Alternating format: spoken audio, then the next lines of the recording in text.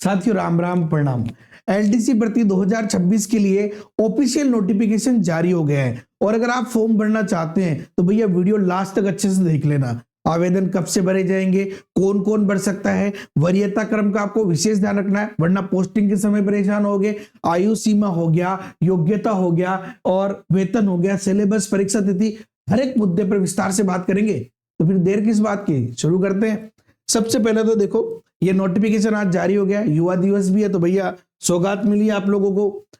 एक सिंपल सी बात, तो पहली बात समझने लायक क्या है कि भैया समान पात्रता परीक्षा यानी सीईटी जो है वो 10+2 2024 में जिसका रिजल्ट आया था, ठीक है ना, सॉरी 2024 वाली जिसका रिजल्ट फरवरी 2025 में आया वो इसके लिए वैलिड है। यानी अगर आपने ये कर रखा है तो आप फॉर्म भर सकते हैं। अब यहाँ पे अलग अलग विभागों में अलग अलग पद है। जैसे अगर मैं बात करूं आरपीएससी की बात करें तो यहाँ पे 6 पद है नॉन टीएसपी में, टीएसपी में है ही नहीं। इसके अलावा हम बात करें प्रशासनिक सुधार विभाग की बात करें तो 8,827 पद है नॉन टीएसपी में, जबकि टीएसपी में 979, टोटल 9,806 पद है। अब आप कहोगे सर मेरा सिलेक्शन हो गया तो मुझे आरपीएससी मिलेगी या ये मिलेगा, वही तो समझा रहा हूं मैं अच्छे से। देखो कृषि विपणन निदेशालय की बात करें तो 581 है और 19 टीएसपी में टोटल 600 पद है। राजस्थान कृषि विपणन बोर्ड की बात करें तो 98 है और राजस्थान प्रदूषण नियंत्रक बोर्ड की बात करें तो 46 है नॉन टीएसपी में, टीएसपी में 4 है, कुल 50 पद है। और उसी प्रकार से हम बात करें माध्यमिक शिक्षा बोर्ड में 84 पद है। यानी कि नॉन टीएसपी में 9,642 पद है जबकि टीएसपी में 1,002, कुल मिलाकर 10,644 पद है। बहुत बड़ी भर्ती है साथियों। अब आपको एक चीज देखो यहाँ पे इंपॉर्टेंट बात क्या, पहली तो ये कि जो सीईटी 2024 हुई थी जिसका स्कोर कार्ड कब आया था 17 फरवरी 2025 को, एक साल के लिए वैलिड होती है, तो इसके आधार पे आप जो है इस सर्टिफिकेट के आधार पे ये वाला फॉर्म भर सकते हैं। दूसरी बात देखो आपको भी पता है यहाँ पे कितने विभाग है, 6 विभाग है। 6 विभागों के लिए अलग अलग ये एलडीसी की भर्ती हो रही है। तो भैया आपको कौन सा मिलेगा, तो उसके लिए देखो साफ साफ लिखा गया है उक्त विभागों का आवंटन वरीयता सह प्राथमिकता मेरिट कम प्रायोरिटी के आधार पर किया जाएगा। तो अब आपको क्या करना है, ऑनलाइन आवेदन प्रस्तुत करते समय जिन विभागों या बोर्ड में पद स्थापन चाहते हैं उनका प्राथमिकता क्रम कोड संख्या के अनुसार भरे। आपको भी मैं कोड भी बता दूंगा कि कौन कौन सा कोड है, तो आपको उसी अकॉर्डिंग बढ़ना है कि भैया जैसे मान लो कि कोई बंदा है उसको पहले नंबर पे माध्यमिक शिक्षा बोर्ड चाहिए तो वो पहले नंबर पे ये भरेगा, दूसरे पे मान लो आरपीसी चाहिए तो दूसरे पे भरेगा, तीसरे पे प्रशासनिक सुधार चाहिए तो इस प्रकार से भरेंगे। अगर उल्टा सीधा भरा तो फिर आपको ज्यादा नंबर लाने का क्या फायदा, ठीक है ना। चलिए इसके बाद हम बात करें तो ऑनलाइन आवेदन की प्रक्रिया की अगर मैं बात करूं, ठीक है ना, तो आपको सिंपल सी बात है कि कहां से ऑनलाइन आवेदन करना है, तो अपने एसएसओ पे जाना है और रिक्रूटमेंट पोर्टल पे जाना है, वहां से आपको वन टाइम रजिस्ट्रेशन के थ्रू हो जाएगा, ठीक है ना। अब यहाँ पे एक चीज विशेष है जो ध्यान रखने वाली बात है वन टाइम रजिस्ट्रेशन के थ्रू। पहली बात तो यहाँ पे देखो ओटीआर प्रक्रिया पूरी करने के बाद, अगर आपने ओटीआर प्रक्रिया पूरी कर रखी है, नहीं कर रखी तो भी बताऊंगा मैं, एसएसओ आईडी के माध्यम से आवेदन कर सकेगा। इस अभ्यर्थी को सर्वप्रथम देखो सबसे पहला काम क्या करना है, सीईटी सीनियर सेकेंडरी 2024 का ऑनलाइन आवेदन पत्र क्रमांक एप्लीकेशन नंबर दर्ज करना होगा। अब आप कहोगे सर एप्लीकेशन नंबर कहां होगा, अरे इसी के अंदर मिल जाएगा आपको, रिक्रूटमेंट पोर्टल पे आपका पुराना वाला खोल के देख लेना। सीईटी 2024 परीक्षा के ऑनलाइन आवेदन पत्र क्रमांक व एसएसओ आईडी को सिस्टम द्वारा सीईटी 2024 के डाटा से वेरीफाई किया जाएगा। वेरीफाई हो जाने की स्थिति में आवेदन पत्र खुलेगा तो ऑटोमेटिक आपका वेरीफाई करेगा। आप खुद कैंडिडेट है, क्रमांक देखिएगा कि यार सीईटी पास है तो वेरीफाई हो जाएगा, यानी कि गलत डाटा कोई भर ही नहीं पाएगा, पहली बात तो। इसके बाद देखो यहाँ पे अब वन टाइम रजिस्ट्रेशन या तो आपने किया ही नहीं है तो आपको करना है, मान लो आपने वन टाइम रजिस्ट्रेशन कर रखा है तो आपको ओडीवी करना है, ध्यान रखना वन टाइम डॉक्यूमेंट वेरिफिकेशन, ठीक है ना। ओडीवी अभी चल रहा है तो वन टाइम डॉक्यूमेंट वेरिफिकेशन करना है, यानी जितने भी आपके डॉक्यूमेंट्स हैं उन सबको आपको ऑनलाइन अपलोड करना है। ध्यान रहे ढंग से अपलोड करना क्योंकि वापस मौका नहीं मिलेगा, ध्यान रखना एडिट का मौका नहीं है इस चीज में, ठीक है ना।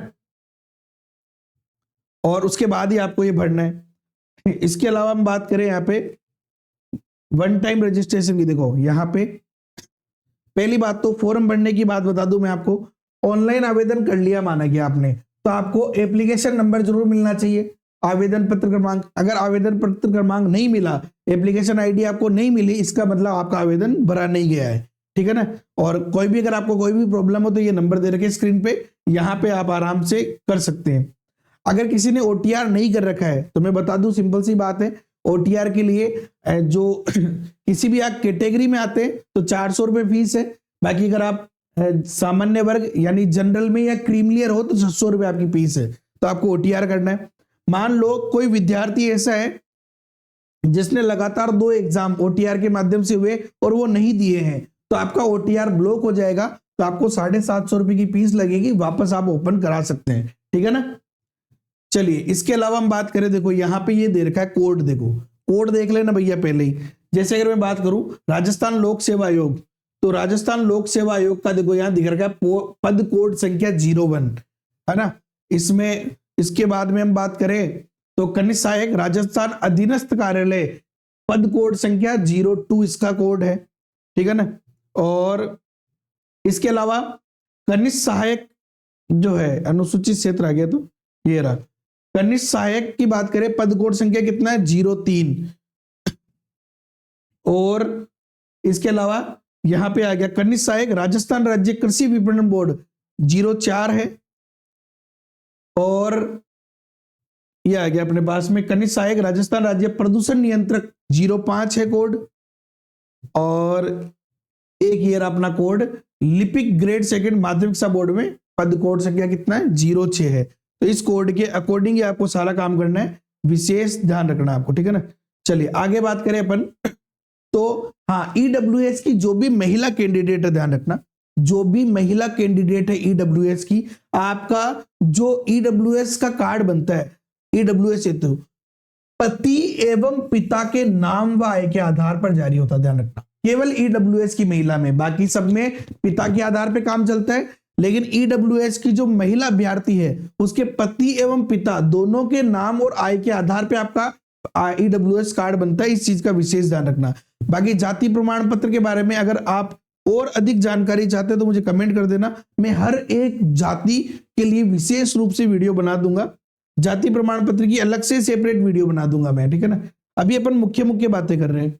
इसके अलावा एक और चीज देखो, अगर आपके ओटीआर में कोई भी गलती है, कोई भी गलती नाम में, पिता के नाम में कुछ भी गलती है, तो आपको पहली बात ध्यान रखना है। पहली बात क्या ध्यान में रखनी है, आपका आधार कार्ड जन आधार कार्ड को अपडेट करा लो, यानी उसको सही करा लो। और उसके बाद में आप वन टाइम एडिट, ठीक है ना, वन टाइम एडिट का ऑप्शन चल रहा होगा तो वन टाइम एडिट आप कर सकते हैं, ध्यान रखना एक ही बार आप एडिट कर सकते हैं। इसके बाद अगर आपसे फिर भी गलती रह जाती है तो फिर आपको आरपीएससी में कॉन्टेक्ट करना पड़ेगा, और वो बाद में उनकी शर्तों के आधार पर सही होगा या हो सकता है नहीं होगा, क्योंकि पहले तो आपको पता हो तो ओटीआर में कोई भी करेक्शन का मौका नहीं दिया जाता था। अभी वन टाइम एडिट का ऑप्शन दिया जा रहा है, तो आपको पहले आपके आधार कार्ड जन आधार कार्ड इनमें सही कराना है, तो वो ऑटोमेटिक डाटा फेच करेगा और आपका सही हो जाएगा पूरा का पूरा। वेतनमान की बात करें तो पे मैट्रिक लेवल 5 यहाँ पे रहेगा आपका वेतन, ठीक है ना। और पात्रता की बात करें तो पात्रता में एक सिंपल सी पात्रता है कि 12वीं पास आप होने चाहिए या उसके इक्विवेलेंट जो भी है।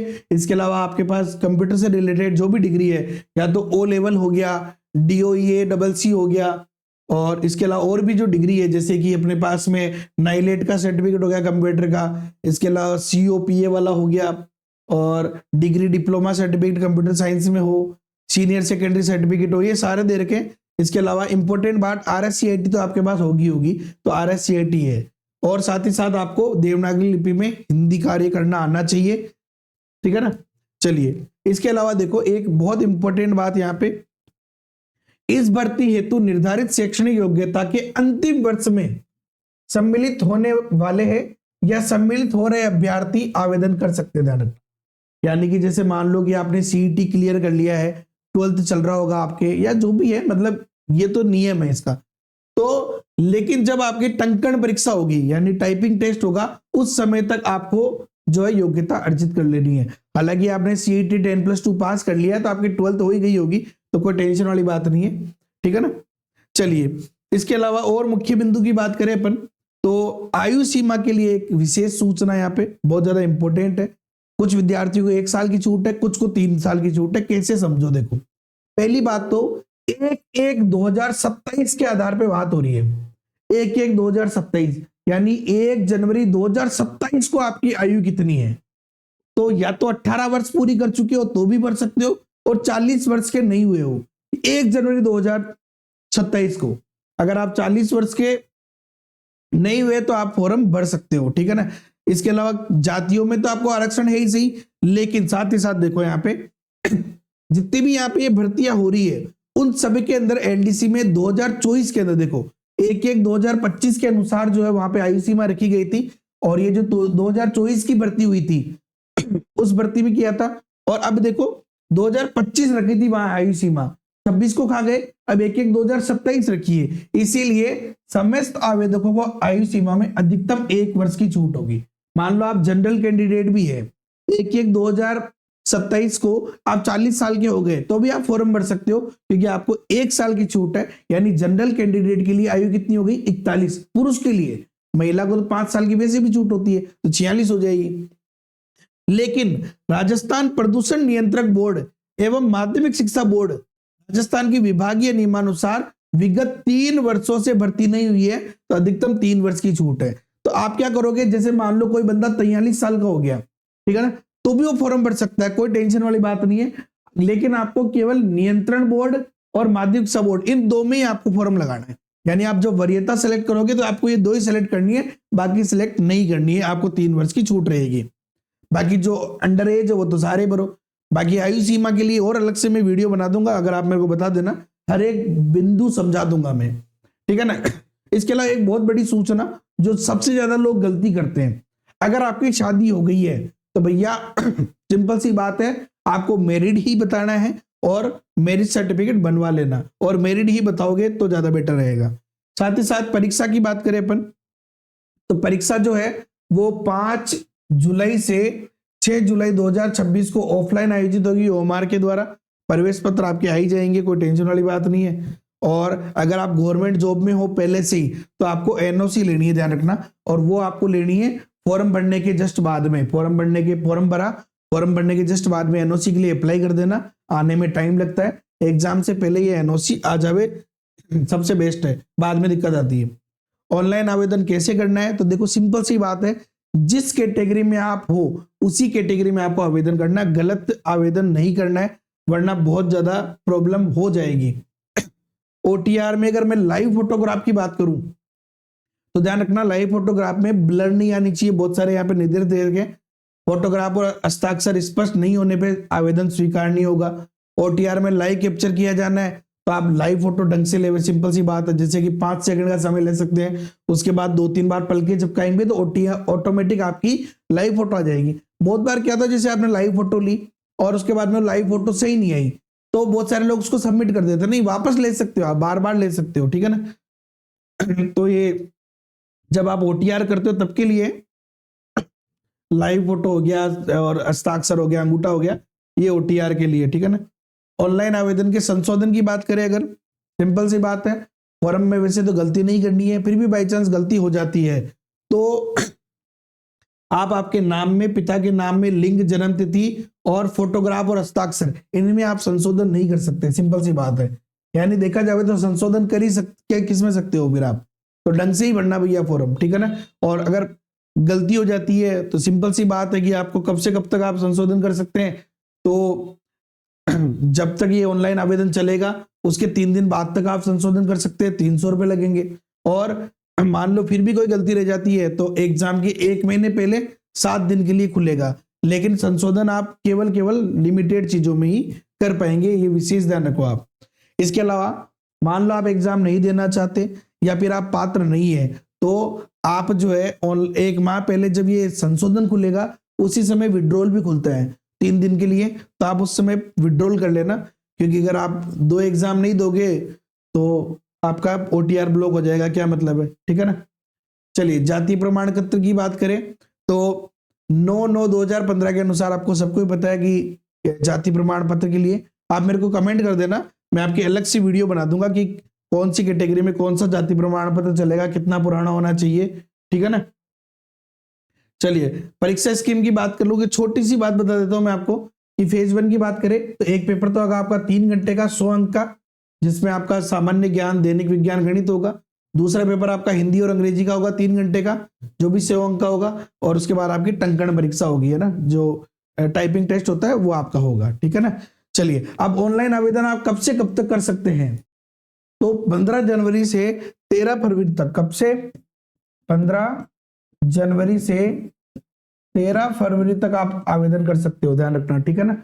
तो सिंपल सी बात, अगर आधार कार्ड सही नहीं है, जन आधार सही नहीं, तो उसे सही करा लो। और अगर ओटीआर में गड़बड़ है तो पहले उसको सही कर लो, फिर फॉर्म भर देना। कोशिश करना जनवरी में फॉर्म भर दो, अभी 2-4-5 दिन बाद में, लास्ट डेट का वेट मत करना। ओके साथियों, बाकी और कोई भी अगर एलडीसी वर्दी से रिलेटेड आपका सवाल हो तो कमेंट करो ना यार।